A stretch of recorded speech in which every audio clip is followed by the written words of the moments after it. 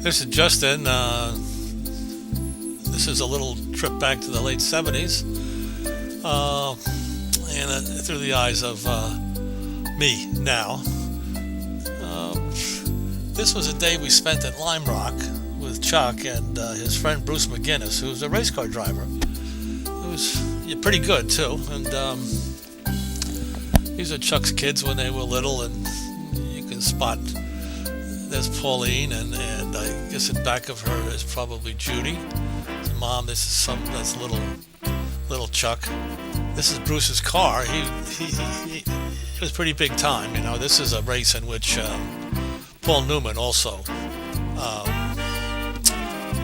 was in it. And we'll see Paul a little later, but Art was here on this, and JD he didn't really get into the racing part of it, but Art did, along with Jeffrey. There's Chuck with McGinnis. That's one of the girls who was with somebody else, and there's Jeffrey. That was Chuck's black adopted son. His Art, they're hanging around the motor crew and everything, and this is all kind of prep for the race. And Art's, I think, is inside the truck. They have a huge truck that brings the stuff around.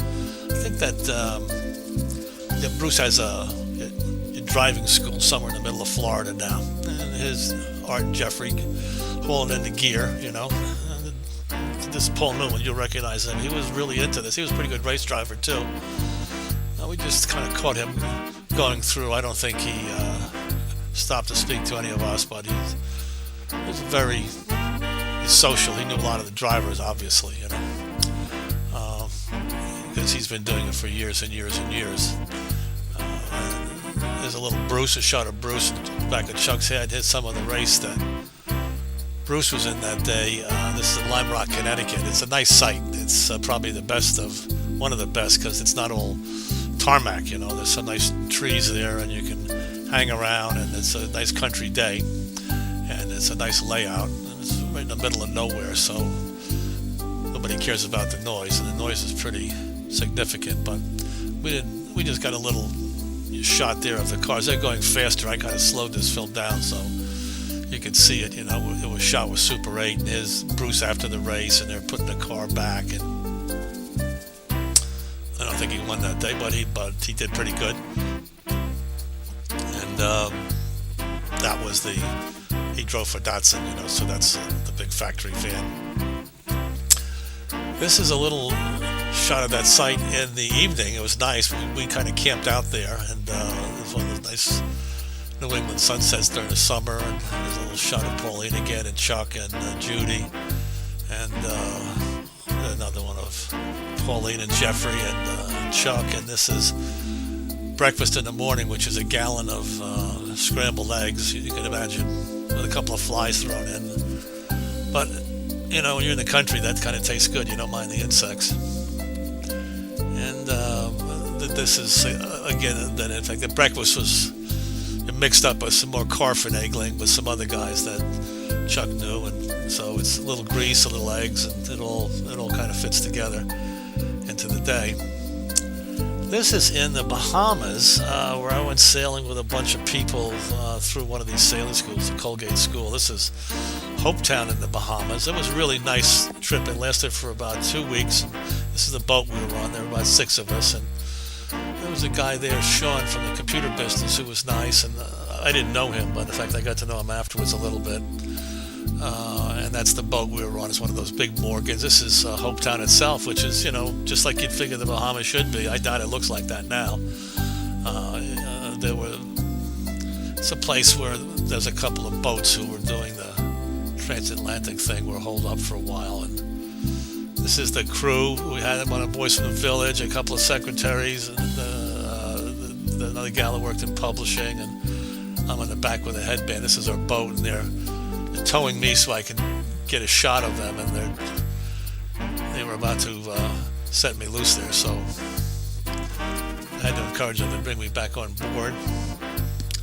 And then for some reason, the way these films were originally put together, this is me at the races, and so this is Chuck's son having a beer, whatever.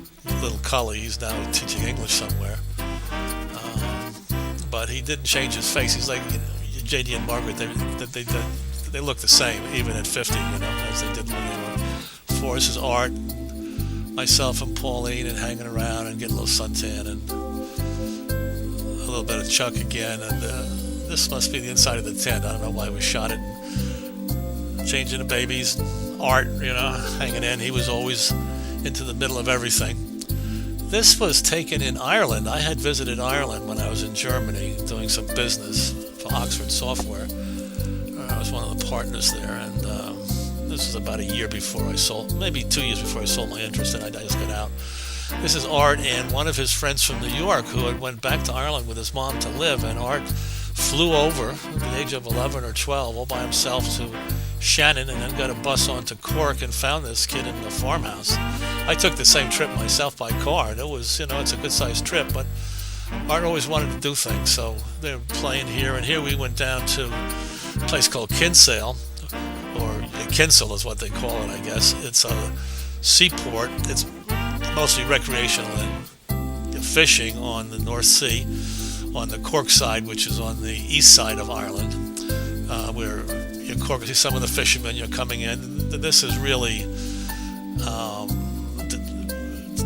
despite some of the modern sailboats you see, because there is some money in Ireland.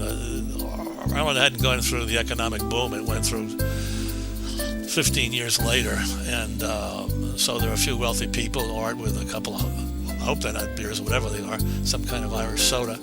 This is a little view of Kinsale. It's a kind of vacation spot. People go out there from Cork. I guess it's about a half an hour, 15, 20 minutes outside of Cork. The bay, the harbor, is extremely secluded, so it's a great, it's one of the, they have these jagged cliffs on that side of Ireland. They go just straight down for hundreds of feet, so this is one of the few places you can get in. That's some of the lads hanging out. This is one of the forts at the entrance to the harbor, built, God knows, by the British or somebody to protect their interests. That's Art and his little friend there. And this is the bay, and we'll see there was some sailing going on that day. It was it was a summer day. There's the kids up in the castle there, and you could run through it. It was completely abandoned. It wasn't like a tourist thing, and you could just go in it, and you can see it's pretty formidable, and here's some of the guys out sailing, and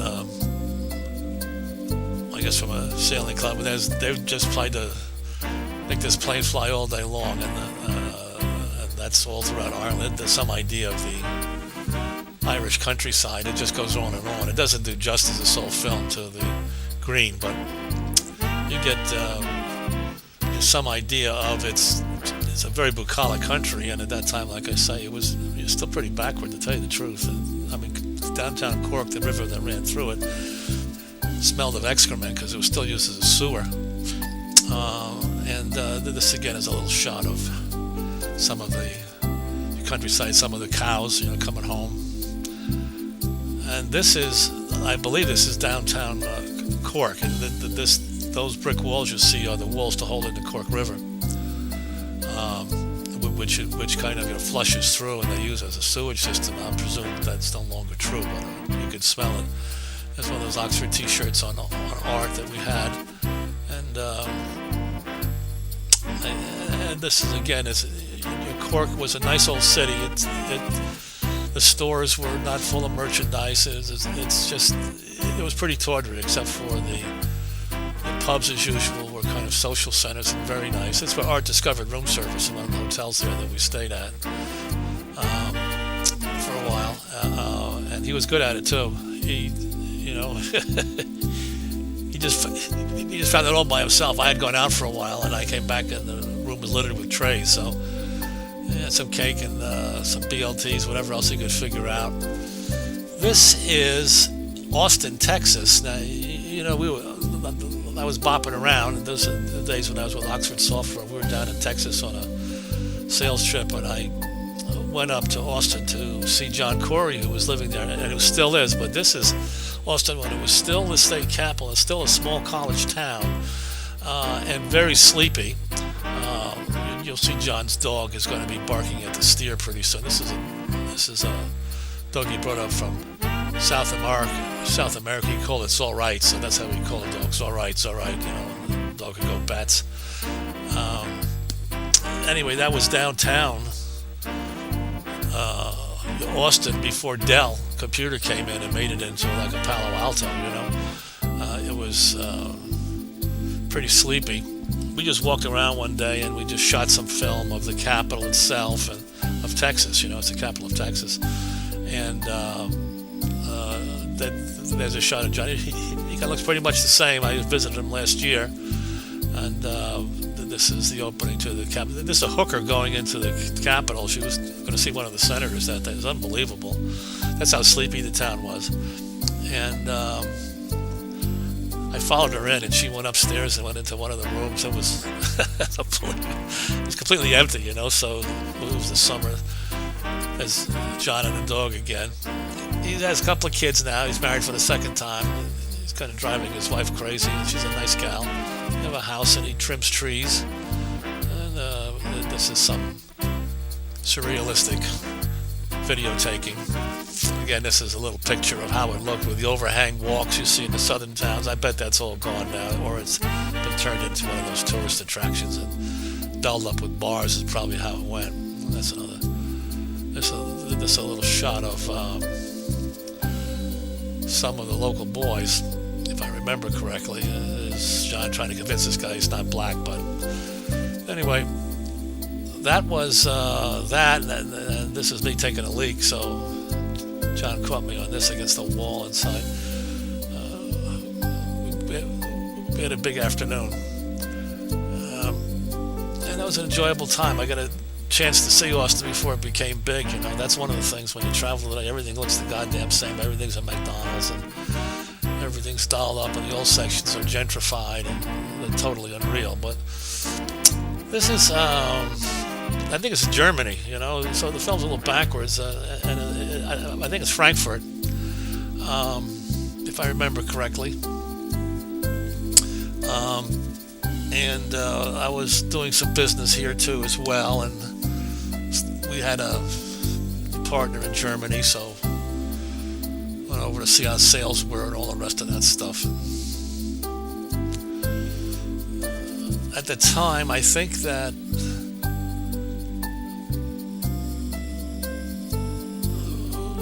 this may have been afterwards. I think this is after I was over in Germany on business, but I think this is when myself and Pauline went over, Cookie, and we kind of toured through Germany. We had a friend who was a dentist we met in Siesta Key, and it was always nice to visit people who lived there. Even when I visited Ireland, we had the lady who had moved back with her son from New York. You have people who know the town and know where to go and what to do.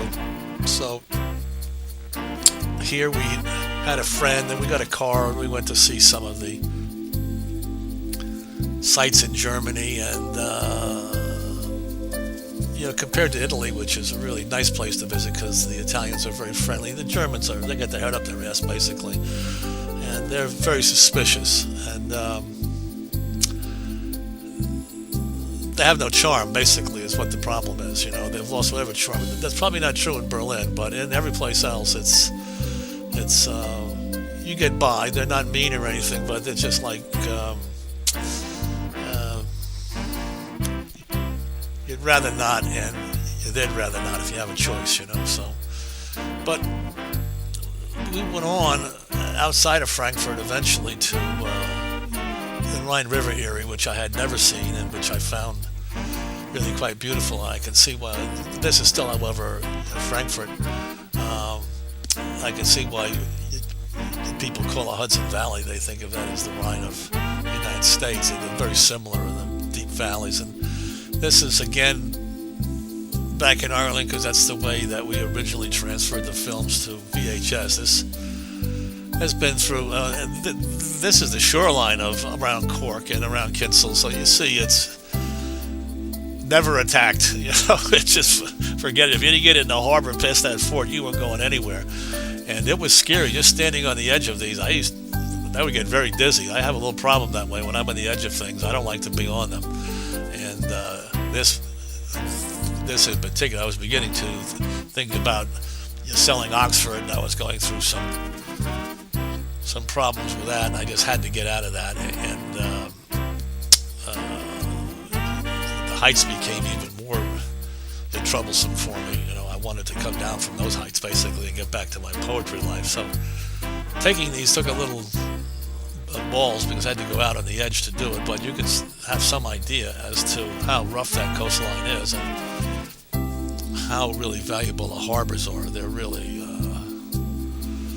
spectacular, the harbors, when they come in, like a Kinsale. That comes in off a long, snaky river, and it's just a perfect protection against this kind of battering that you can take. This is a calm day. I can imagine what it's like. This is one of the watchtowers that is on that same area, and Art and his friend, I forget his name, Alvin or something like that. It was an Alvin, Mike, I think, went up and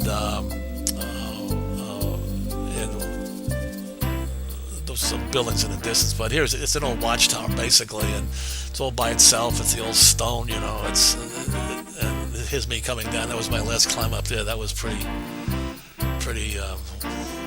That was enough for me. The whole thing was kind of crumbly, but I don't know how long it's been standing there. God knows, hundreds and hundreds of years. And we're headed back with his mom, and we went and we got one last shot. These look like stars, sailing vessels. They're really beautiful with a high mast and high aspect rig sails, sloop rig, and one last shot of the fort. And the fort was to the left of the tower, basically is how it was, if I remember correctly. And then we leave Ireland, and then all of a sudden, this is Jim Anton. These are pretty wild pictures. They were probably taken by Pauline or somebody, so they're all out of focus. But we were putting our Hobie Cat together, which I sailed for many years in the Hudson River, and I really liked it. And we had it on its side. We were getting some things done, and then we eventually got it up, and we got it into the river, and we were off and running. A little part of New York life that we did. That was down by Grandview. It's up by the Tarrytown Bridge. That's the boat under sail, and blah, blah, blah. It's a lot of focus there. I think we're back here somewhere in, this looks like France to me. We're kind of back in France. Yeah, this is France. We went through a sailing trip here, and we went through from about Antibes through Saint-Tropez and a couple other places. I think this is Saint-Tropez, if I remember correctly. It's the big celebrity beach spot. The beach is the size of a little postage stamp, but it's a little fashionable thing that people like to come to, and they have some fabulous yachts there, and everybody's styling and smiling and profiling at some of the yachts. The British yachts or the European yachts are in a style you don't really see because they're older. You can go to Pier 66 in Fort Lauderdale and see some monsters, but not like these babies. These are old and in a classic manner, and they're all docked one next to the other, so it's like Saint-Tropez, Port Cremont. I'm bigger than you, and all the rest of that stuff that goes on with the sailors. But again, the ports are right downtown. They're a kind of half natural, half man-made harbor, and besides our little ships, which is here that came in, there's some of the people on our boat. There are about 6 boats went through.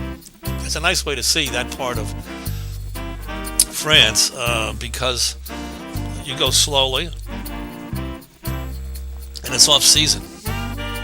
So we got a couple of cold days with the Mistrals, which are the winds that come. I don't even know, either off the Alps or off Africa, but they really kind of kick up the Mediterranean. So we had some rough days. There's some idea of the size of one of the pleasure vessels. These guys have just to run and put the sails up on these requires an enormous crew. And here's some fashionable French. They're always on top of the fashions, and as opposed to the Americans who are at the bottom of the fashion ladder.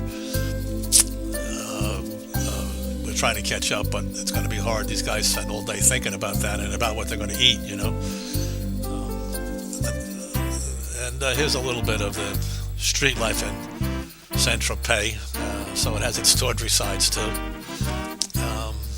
Again, you see some idea of the port there. Again, this is the port. This big circular walk is where the ships pull in, and they always dock stern first in Europe, which is really it's a toughie.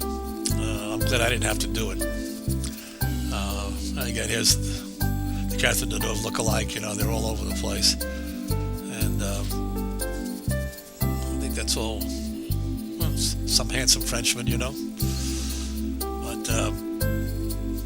that's an escapee. That's one of the Desperate Housewives of Paris. And this, I think, if I remember, is a completely different town. This is on our boat. That gal was on our boat. We had three beautiful women. There was Pauline, and there were two others who couldn't wait to take their suits off. Pauline was more mannered. So that's me, tossing a line or something like that. But I was about 120 pounds lighter. So you can see why I don't move around much anymore. But it's like two different people. There's a fat me and there's a thin me. And the people I knew when I was thin don't recognize me when I'm fat, and vice versa. They think I'm my son. Whoever that is. And this is a kind of fake, if I remember. It's one of those fake French towns that they build for campers and stuff. And there's condos there and everything. I remember this is one of the last ports we kind of stopped in, and we were able to buy some food and things like that. It's like a resort town, but it's not historically true. It's just something that they threw up. And I forget its name. It's just that's me with my hands across the ocean hat, and I'm just instructing Pauline to hold the camera still. This is the look of the town. It looks kind of new, doesn't it? It was built probably after the war,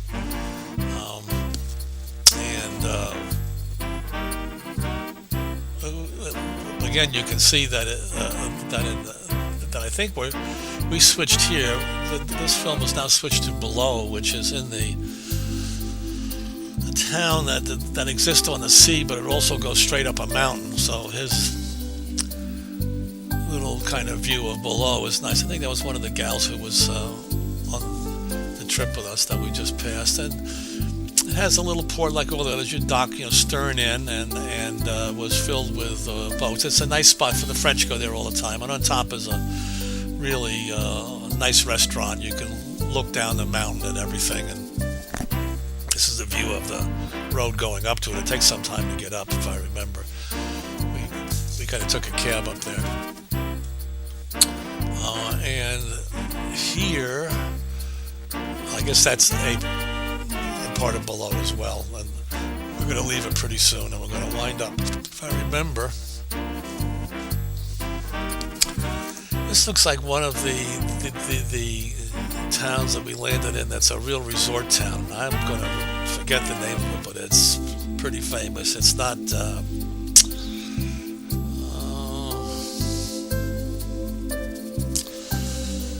I don't know what it is. And somehow we got these pictures flying over the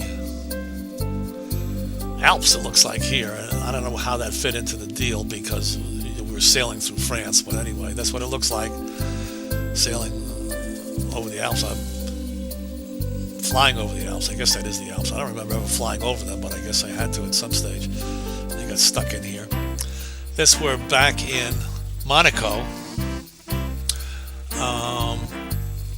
Which of course we know is the home of Princess Grace and the Prince Albert Jr., whatever. And it's an interesting little town. It's of course the home of the very wealthy. They have a nice port though, and if you come in after season like we did, we could actually find dock space that was arranged ahead of time. And it's a very fashionable town. They have orange trees, or there are trees on the streets and things like that.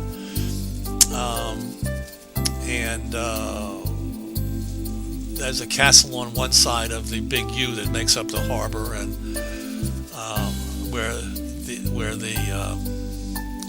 Princess Grace lived at the time. We didn't get to see her. She had asked to see us, but we were too goddamn busy to be frank about it. And On the other side, of course, is the famous Casino, which is very depressing. It's just like all the other gambling parlors in the world. It's just filled with addicts of all kinds. They're all gray, and the place smells of smoke. And here's some of the little fashionable teenies. They just smell like money, don't they? Just nothing to do. You're bored to tears, etc., etc., etc. I don't know what this is. It looks like we're in the shadows, but that's some idea of the streets in Monaco. There's the orange trees. It's a nice touch, I thought. I liked that they have that also in some towns in Mexico. In Hermosillo, they have the streets are lined with orange trees, the main streets. I think this is just a little cruise up around. These are the little apartments of the wealthy, who go there to escape taxes, and the undesirables. I guess we kind of fell into that class. They're very snotty, the French, about it, which that's okay. They're the French, so they have to be that way, or else they wouldn't have anything else to do. And I think I just took some close-ups of some of the bigger yachts. You can see the size of them and the manpower it must take to really run these. They're showboats, the little parties come on board my yacht. I don't think they ever leave port. If they do, it's a major undertaking. Because of the sail involved, and there's a huge amount of sail area. And masts, just to get the crew coordinated is no easy task. They used to have slaves to do it, so it's hard to get anybody now. Nobody wants to work that hard. And here's some more shots of some of them from the stern, and a very artsy shot, which I hope you appreciate. And coming up, another shot of the side of the boat going up to the mast, so you can appreciate how tall they are. And they were high mast. I would guess they are probably 120 feet. They're really up there. This is one of the streets, if I remember, that went up to the Casino and to some of the restaurants that are up in the hills, basically. And that's fully. And I guess we took a little trip. There's on top of Monaco is a kind of cactus garden and caves, and this may be us going up there. It kind of winds up. It's very densely populated, There's not much room for anything. This is kind of looking down at the harbor now. You can see what it looks like. And I think that's part of the castle where Princess Grace was. And here's the cactus gardens up on the top. I thought you'd like to see that I wasn't snowing you on the deal. It's they kind of like it, the French. I don't know. I guess it's a kind of rarity, I guess. So I guess it's warm enough to have the cactus there. And it must be dry enough. I don't know, because of the conditions. Maybe you're in the lee of the mountains there. This is another seaport, and this may be Cap d'Antibes, which I liked because it had really some historical part to it, if I remember correctly. That's one of the babes on the boats, on our boat, so they look pretty good, and I think this was maybe Cap d'Antibes. I'm pretty sure. Again, it has the big luxury yachts and all that nonsense, but it was a real town. It wasn't, Saint-Tropez is a little town, but it's kind of touristy.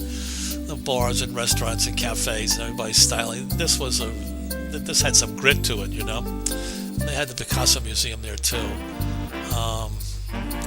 His home during the war, where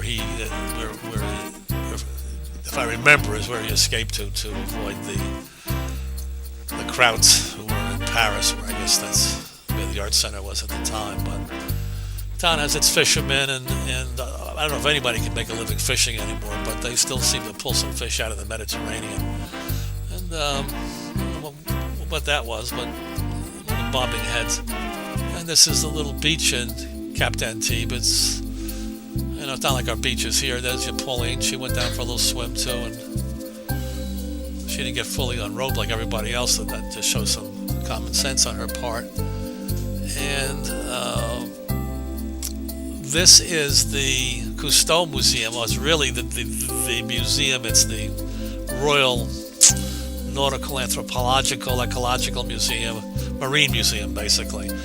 that Cousteau worked out of. It was so dated. I mean, they had just some stuff in jars of formaldehyde. It was a big show of nothing. But it's one of those 19th century things. Darwin would have been happy there, but compared to our modern places, it would. And here's just looking up at the hill here towards the casinos. That's where it was looking up there. And there's the harbor again. It's filled with boats. And excuse me. These are some little cuties down by the waterfront. Again, they have nothing to do. They're just drinking cafe au laits and things like that. And there's some of the little French boys. They would pose for us. And this is on a trip out of Saint-Tropez. This is one of the days that got real rough, and so we don't know where we're headed this time, but we were headed somewhere, and it started to blow, so I think I had to put the camera away eventually. I think this is this is a rough day, so everybody was dressed up. One of the guys on the boat, he was a complete jerk. I had to put up with him. That's the problem when you go on these boats. You can't tell who you get. Generally, it's pretty good. My trip to Bahamas with the group was nice. I didn't know them. This was a good group too, except for him. He was just an asshole. And here we're kind of blowing up a spinnaker outside of somewhere in France. And it was a relatively calm day. And that's me tending the spinnaker, trying to get a little curl in it. Show them that I knew something, but it was just about enough wind just to make the thing fill, There's my curl, see, so I get points for that. And here I am in my standard sailing uniform. I got it from Sears and Roebuck. I'm really proud of it. It was like a mechanic suit, Here's one of our mates, and that's the end of this little journey.